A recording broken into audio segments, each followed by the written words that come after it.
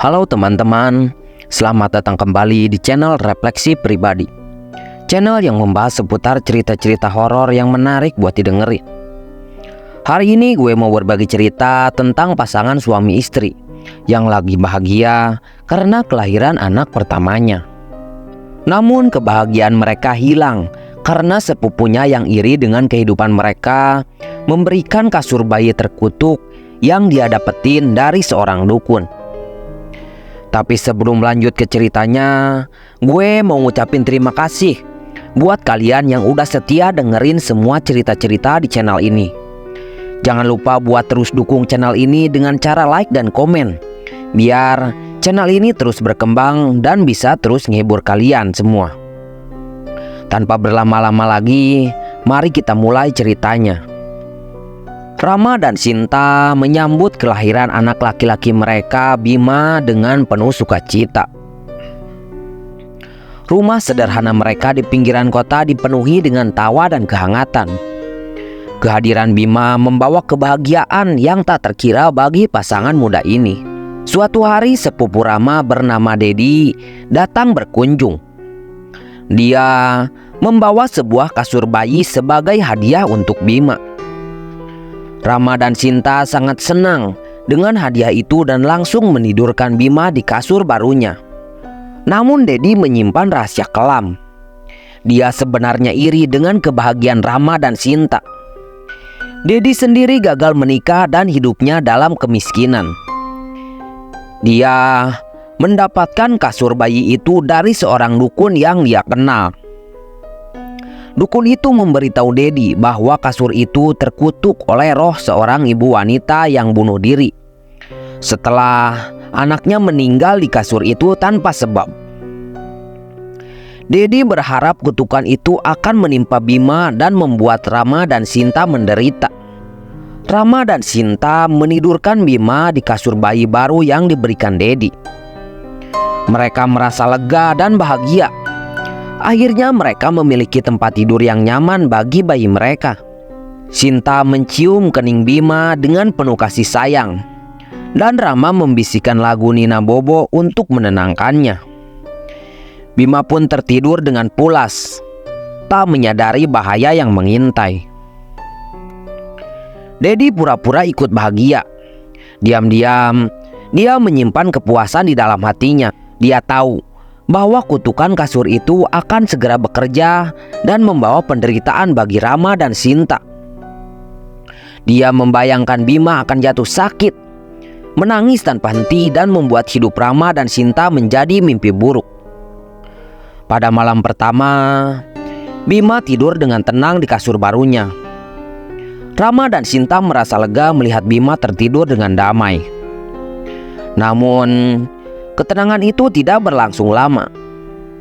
Pada saat subuh, mereka dikejutkan oleh suara tangisan Bima yang keras dan melengking.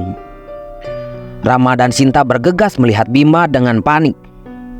Mereka melihat Bima terbaring di kasur dengan wajah pucat dan lemas. Napasnya tersengal-sengal dan tubuhnya terasa panas.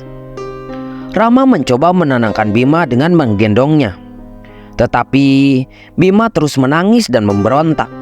Sinta mencoba memberikan ASI kepada Bima, tetapi dia menolaknya. Dia juga menolak susu formula yang ditawarkan Rama. Kegelisahan semakin melanda Rama dan Sinta. Mereka tidak tahu apa yang salah dengan Bima dan khawatir akan kesehatannya. "Cepat, kita bawa ke dokter," kata Sinta dengan panik. Rama mengangguk dan segera bersiap untuk membawa Bima ke rumah sakit. Setelah sampai, dokter di rumah sakit memeriksa Bima dengan seksama. Dia melakukan berbagai tes dan pemeriksaan, namun tidak menemukan penyakit atau kelainan apapun pada Bima. Dokter menduga Bima hanya mengalami gangguan pencernaan atau alergi, dan memberikan obat serta vitamin untuk Bima. Rama dan Sinta merasa lega mendengar penjelasan dokter. Mereka membawa Bima pulang dengan harapan dia akan segera sembuh.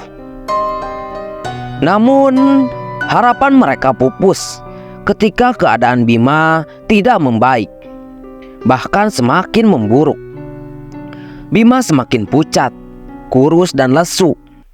Dia tidak mau makan atau minum apapun. Rama dan Sinta semakin panik dan bingung.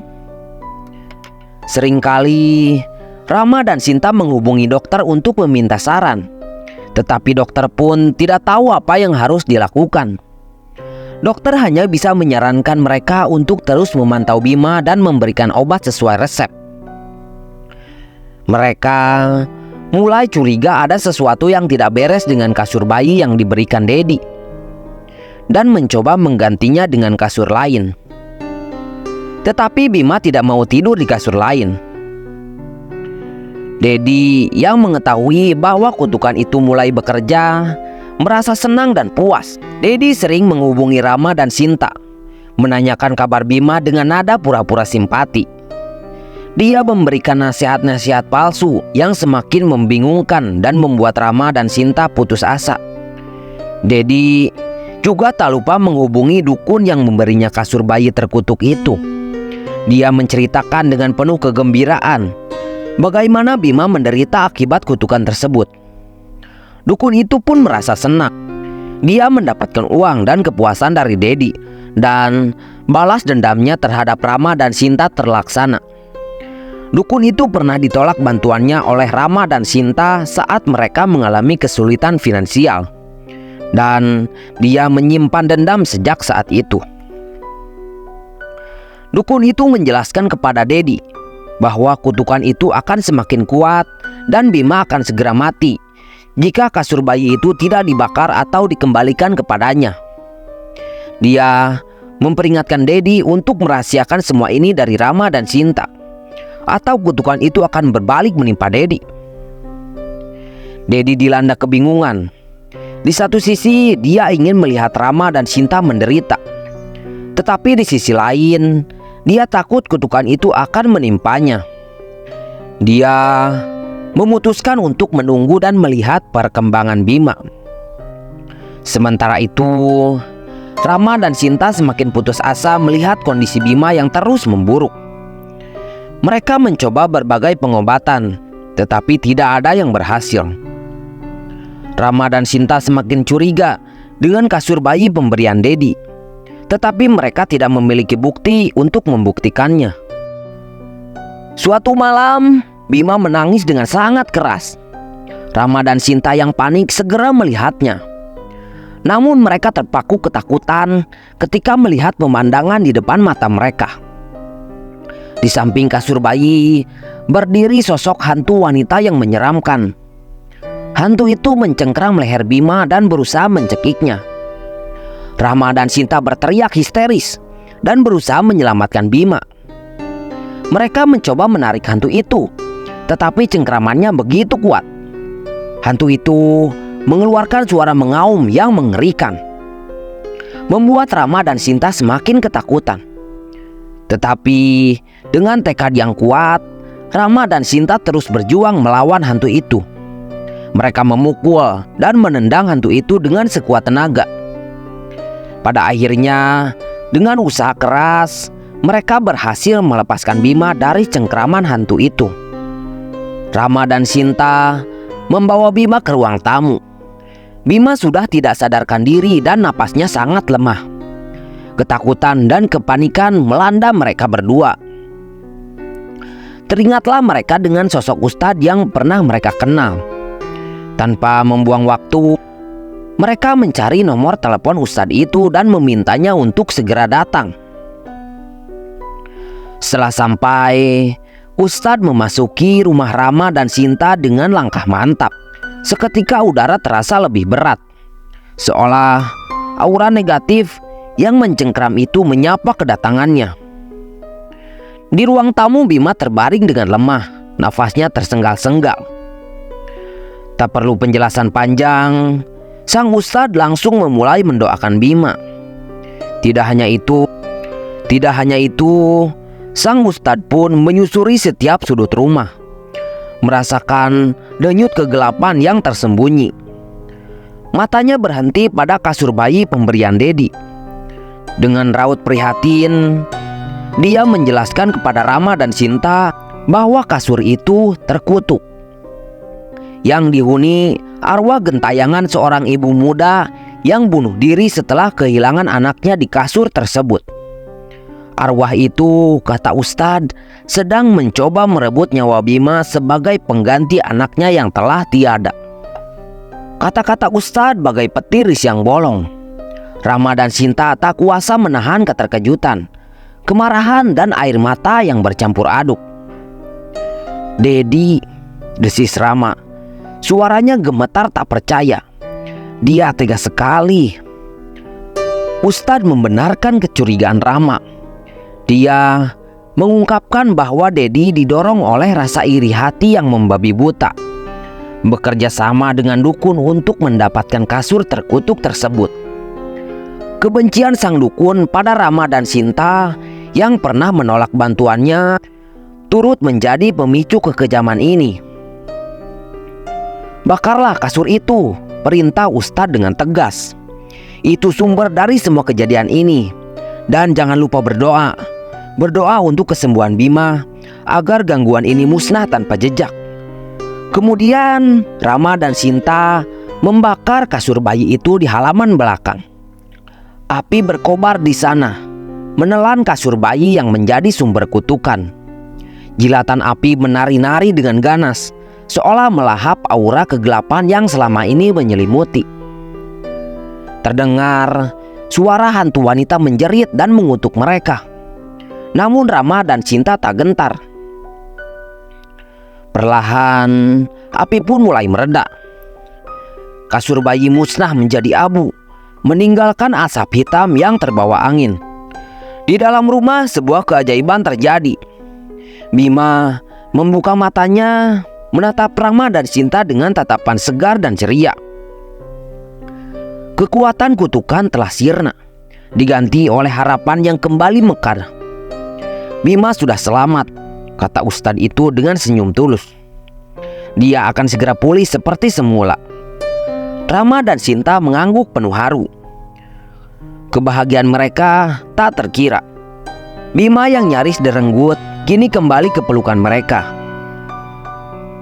Namun Ustadz mengingatkan mereka untuk tetap waspada. "Dedi dan dukun itu masih ada di luar sana," bisiknya. "Hati-hatilah. Mereka mungkin akan mencoba balas dendam." Rama dan Sinta menelan ludah. Rasa tegang kembali menyelimuti mereka. Bayangan Dedi dan dukun yang kejam masih menghantui. Rama dan Sinta tak henti-hentinya mencari Dedi dan dukun yang telah menjerumuskan mereka ke dalam jurang penderitaan. Namun mereka hilang bagaikan ditelan bumi. Kecewa dan frustasi menyelimuti hati mereka. Namun mereka tak ingin terlena dalam kesedihan. Sementara itu, di balik persembunyian mereka di sebuah desa terpencil, Dedi dan dukun itu tak henti-hentinya merencanakan balas dendam. Api amarah membakar hati mereka, membutakan mereka dari kenyataan bahwa kutukan yang mereka tanamkan telah berbalik ke arah. Kejadian-kejadian aneh dan mengerikan mulai menghantui mereka. Suara-suara misterius, penampakan hantu, dan rasa sakit yang tak terjelaskan menjadi teman hidup mereka. Rasa takut dan penyesalan mulai menggerogoti hati mereka. Suatu hari, di jalan raya yang lengang, Dedi dan dukun itu melaju dengan sepeda motor mereka. Angin kencang menerbangkan debu dan pasir, menghalangi pandangan mereka. Tiba-tiba di tengah jalan, sosok hantu wanita yang menyeramkan muncul di hadapan mereka. Teriakan ketakutan mereka tertahan di tenggorokan. Dalam kepanikan, mereka berusaha menghindari hantu itu, namun sia-sia.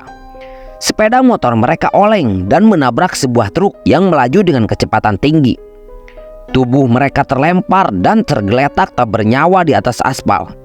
Sepeda motor mereka hancur berkeping-keping. Karma pun telah menyelesaikan tugasnya.